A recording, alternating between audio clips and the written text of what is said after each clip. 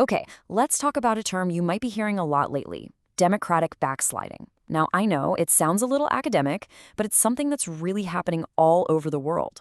So, what is it exactly? And more importantly, why should it matter to you? Let's dive in.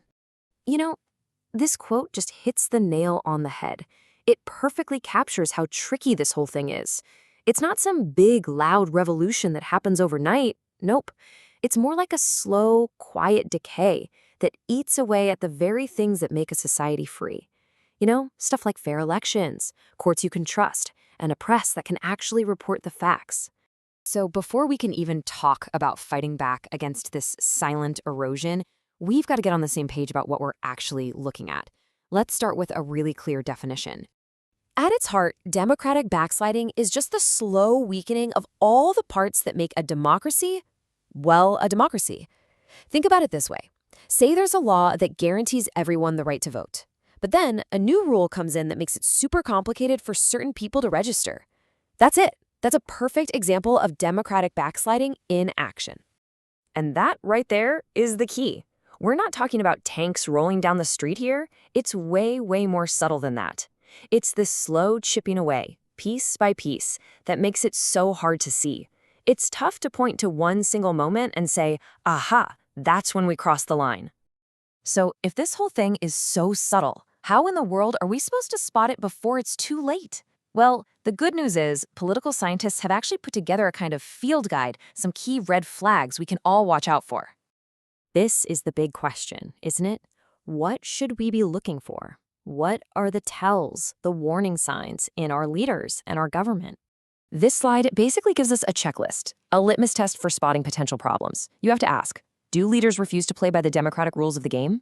Do they talk about their opponents like they're enemies of the state, not just competitors? Do they, wink and nod at violence or even encourage it? And are they ready and willing to chip away at basic rights, like free speech? If you're nodding yes to these, those are some serious red flags. And let's be super clear. This isn't just some academic thought experiment. This is a real, documented trend that's popping up all over the planet.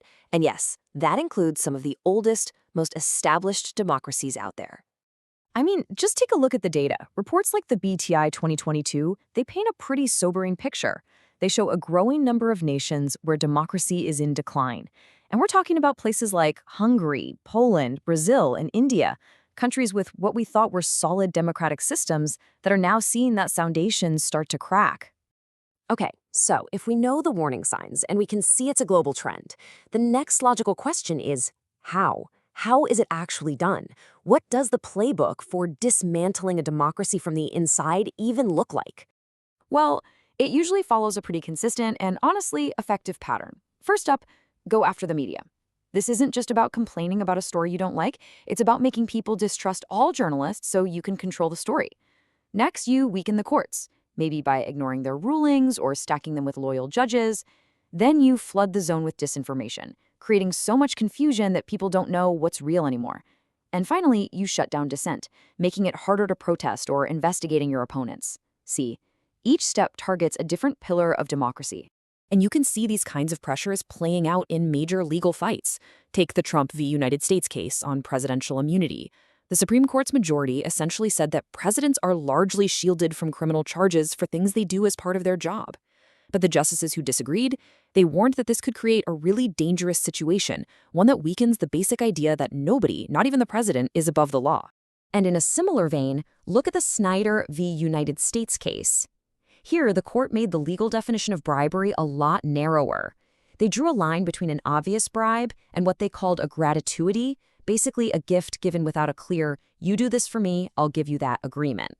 Again, the dissenting justices warned this creates a huge loophole, a slippery slope that could make it way easier for corruption to become normalized. I know. Hearing all this can feel pretty heavy, maybe even a little hopeless. But the story absolutely does not end there. Because just like there's a playbook for backsliding, there's also a playbook for fighting back and reclaiming our democracy. So how does it work? Well, it happens on a few different levels. It all starts with individual action, reading from different news sources, actually fact-checking things before you share them. Then that builds into collective action, getting involved with local groups, showing up to town halls. And all of that pressure from people working together is what fuels the big stuff, systemic action, like major legal challenges and large-scale organized protests. It's like a chain reaction, and it all starts with us. And look, if this feels like a David versus Goliath situation, just remember, history is packed with David versus Goliath stories that actually worked. From the civil rights movement to the fall of the Berlin Wall, we've seen time and time again that even the most powerful, dug-in systems can and do change when enough people stand up and demand it. This quote really just says it all, doesn't it? We can't sit around waiting for some superhero to fly in and fix everything. The real strength of a democracy, its ability to bounce back, is built from the ground up, by the millions of small, courageous actions taken by regular people every single day. So if you take away just one thing from all this, let it be this. None of this is inevitable. The future is not set in stone. We actually have the power to choose a different direction, one where our leaders are held accountable, our rights are protected, and our institutions are made stronger, not weaker. And really, that just leaves us with one simple but pretty powerful question. It's the challenge, but it's also the opportunity that's right in front of all of us. What will you do?